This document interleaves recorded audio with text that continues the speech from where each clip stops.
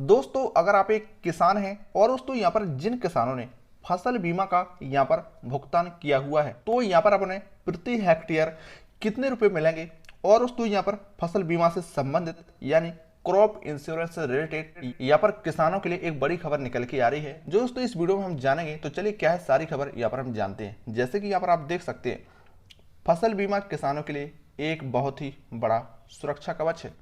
इसलिए प्रधानमंत्री फसल बीमा योजना किसानों के हितों की रक्षा करने के लिए एक महत्वपूर्ण यहाँ पर कदम है।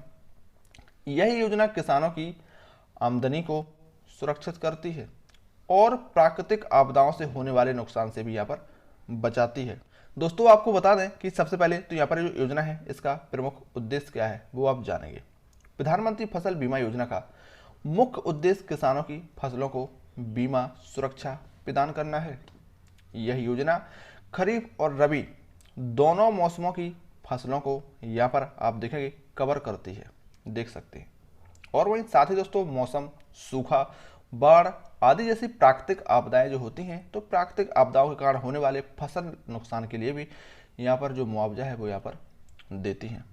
दोस्तों इस योजना में भागीदारी जो है वो उधारकर्ता और गैर उधारकर्ता दोनों किसानों के लिए स्वैच्छिक है।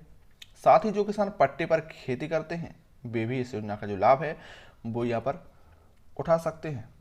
दोस्तों इसमें कवर की जाने वाली मुख्य फसलें कौन कौन सी हैं, यानी जो भी फसलें यहाँ पर इसमें कवर की जाती हैं तो इसमें बीमा कवरेज धान, ज्वार, बाजरी, मूंग, उड़द, अरहर, मक्का, मूंगफली, केला, तिल, सूरजमुखी, सोयाबीन, कपास, खरीफ, प्याज जैसी फसलों के लिए यहाँ पर इसे लागू किया है। और वहीं दोस्तों साथ ही रबी सीजन में आप देखेंगे यहाँ पर गेहूं, रबी, ज्वार, चना, ग्रीष्मकालीन में चावल, ग्रीष्मकालीन मूंगफली, रबी प्याज को भी यहाँ पर इसके दायरे में लाया गया है। और वहीं दोस्तों आप देखेंगे महाराष्ट्र सरकार के नए फैसले के अनुसार अब किसान सिर्फ ₹1 देकर के इस योजना में शामिल हो सकते हैं। योजना में किसानों की किस्तों की शेष राशि का भुगतान जो है अब वो राज्य सरकार करेगी।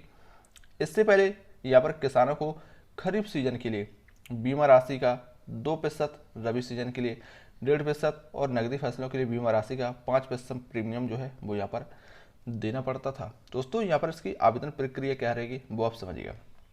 आवेदन प्रक्रिया के लिए दोस्तों किसान फसल बीमा योजना की जो वेबसाइट है उस पर जाकर के या फिर ग्रामीण क्षेत्रों में सामुदायिक सेवा केंद्रों पर जाकर के आप योजना के लिए जो आवेदन है वो यहाँ पर कर सकते हैं।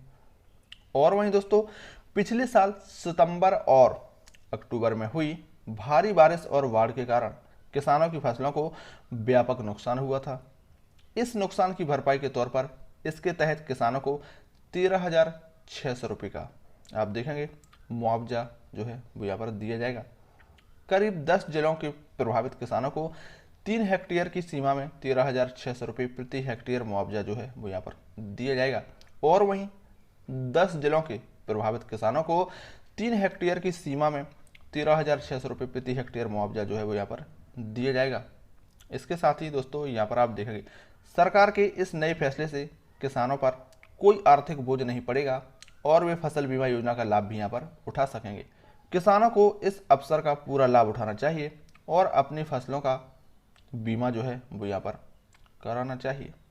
यह योजना उनकी आमदनी को सुरक्षित करने और भविष्य में होने वाले नुकसान से बचाने में यहाँ पर मदद करेगी।